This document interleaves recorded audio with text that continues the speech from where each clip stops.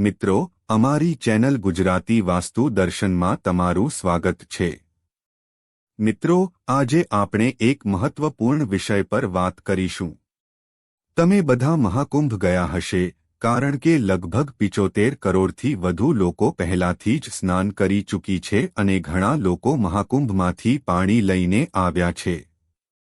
અને તમને કદાચ પ્રશ્ન થાય છે કે આ પાણીનું શું કરવું, કેવી રીતે ઉપયોગમાં લાવવું, ક્યાં રાખવું અને આ જળ લાવવું જોઈએ કે નહીં।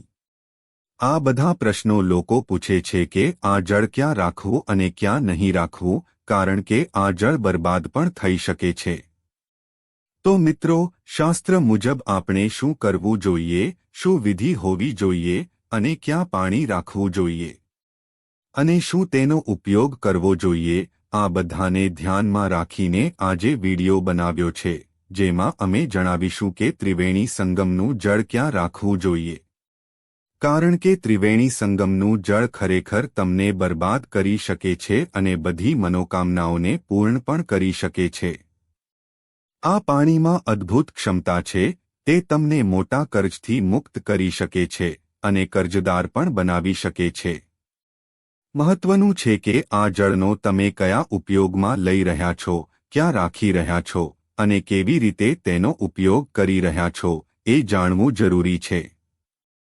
જો તમે તેને યોગ્ય રીતે રાખી રહ્યા છો, યોગ્ય રીતે ઉપયોગ કરો, તો આ તમને ઘણું ધન અને સમૃદ્ધિ આપશે, ઘરમાં સુખ અને શાંતિ લાવશે, પરિવારને વધારશે અને દરરોજ આગળ વધારશે। પણ જો તમે તેને ખોટી જગ્યાએ રાખી કે ખોટા ઉપયોગમાં લાવશો, તો આ તમારી બરબાદી કરી શકે છે, તમારા વ્યાપારને નષ્ટ કરી શકે છે, નોકરીને ખોટી કરી શકે છે અને જીવનમાં ઝઘડા અને કલહ લાવી શકે છે। આની ક્ષમતા અને શક્તિ વધારે છે, એટલે જાણો કે આ જળને કયા રાખવું જોઈએ, આ જળનો શું ઉપયોગ કરવો જોઈએ અને શું ન કરવું જોઈએ। ચાલો વિડિયો શરૂ કરીએ। મહાકુંભ સ્નાનનું ફળ મેળવવા માટે માતા ગંગાના આશીર્વાદ મેળવવા માટે કોમેન્ટ બોક્સમાં જરૂર લખો હર હર મહાદેવ અને જય માતા ગંગે। માતા ગંગીના આશીર્વાદથી તમારા જીવનના દુઃખો દૂર થશે અને તમારી જિંદગીમાં ખુશીઓ આવશે।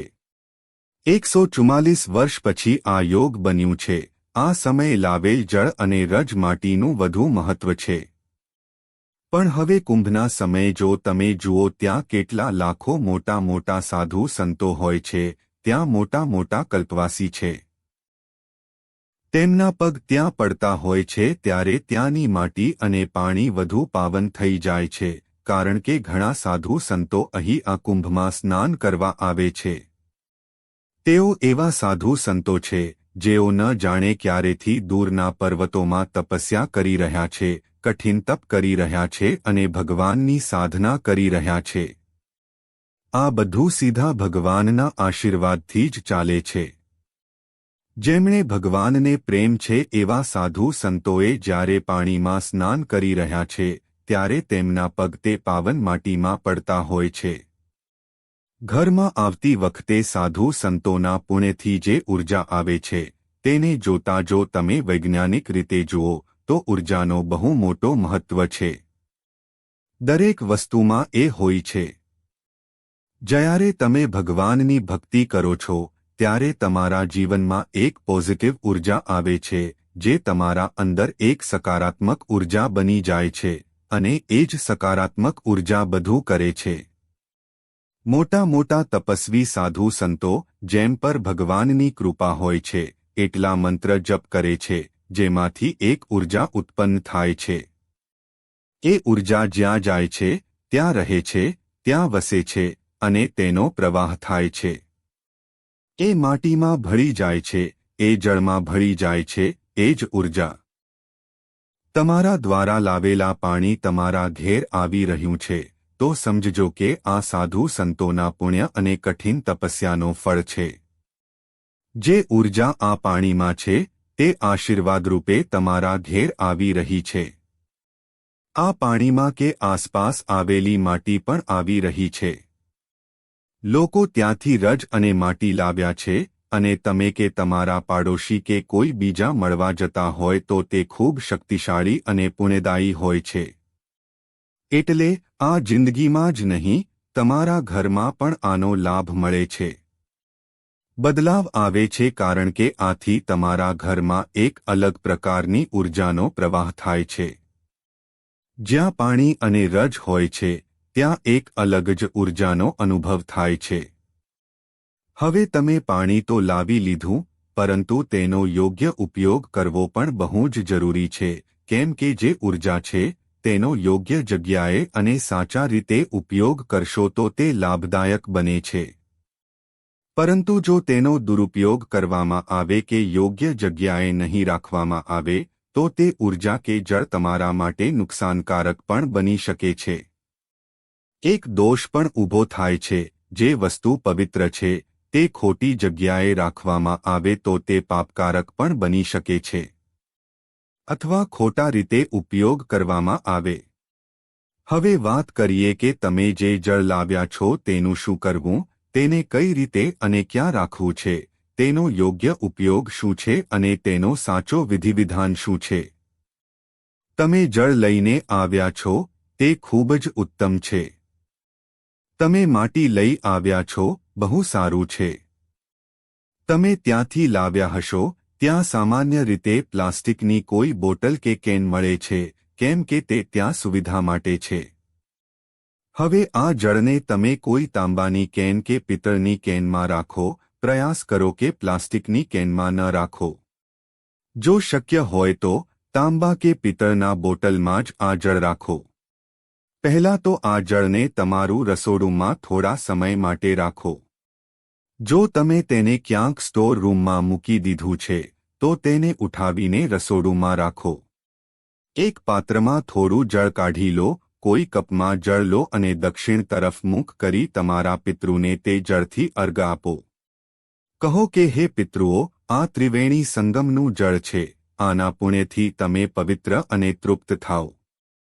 તેને થોડા સમય માટે રસોડામાં રાખો, પછી ત્યાંથી ઉઠાવીને તમારા પૂજા ઘરમાં રાખજો. પૂજા ઘરમાં એ જળની પૂજા કરજો, કારણ કે એ માતા ગંગાનું પવિત્ર જળ છે. તમે એ જળ ઘરે લઈ આવ્યા છો એટલે તમે એ શક્તિને ઘેર લઈ આવ્યા છો. તે શક્તિને પૂજા થવી જોઈએ, આરાધના થવી જોઈએ. જળનું જે પાત્ર છે તેને કોઈ ચોકીમાં કે કોઈ સ્થળ પર રાખજો, તેના પર તિલક કરો, અક્ષત લગાવો અને જો ફૂલો હોય તો ફૂલની માળા પહેરાવો અથવા ફૂલ ચડાવો, ધૂપ કરશો અને દીવો પણ પ્રગટાવો. આવી રીતે તમે તેની પૂજા કરી શકો છો. હર હર ગંગે જે મંત્ર છે તેને 1 કે 5 વાર જપવું જોઈએ. આ કાંદીને સામે રાખીને, બરતનને સામે રાખીને ગંગાજળને પૂજ્યા પછી આપણે હર હર ગંગેનો જાપ કરવો જોઈએ. જાપ કર્યા પછી આ પાણી માટે પ્રાર્થના કરો કે હે માં ગંગે, તમારું અમારા ઘરે સ્વાગત છે. હે પરમ તેજસ્વી સાધુ સંતોને, તમારી પરમ શક્તિ અમારે સ્વાગત છે.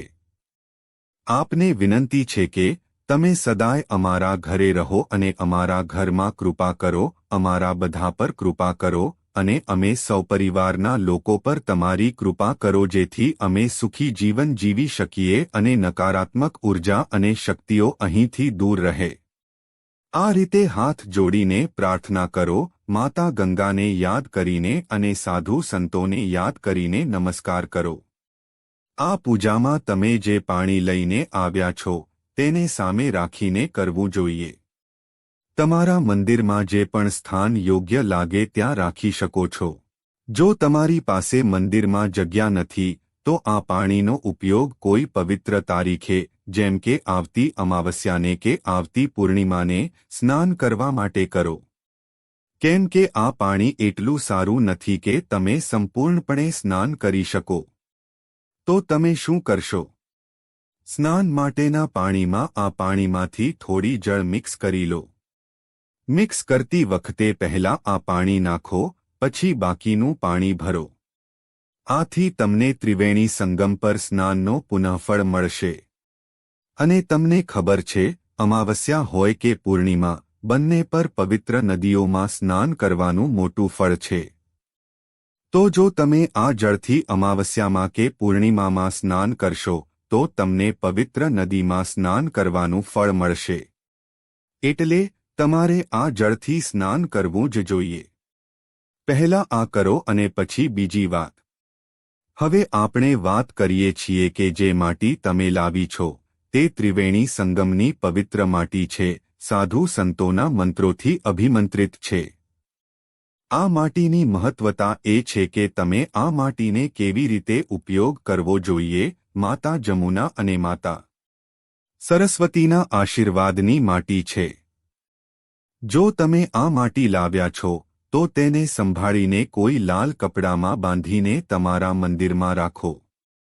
આને પૂર્વ તરફ રાખજો અથવા ઉત્તર પશ્ચિમ કે ઉત્તર પૂર્વના ખૂણામાં રાખજો.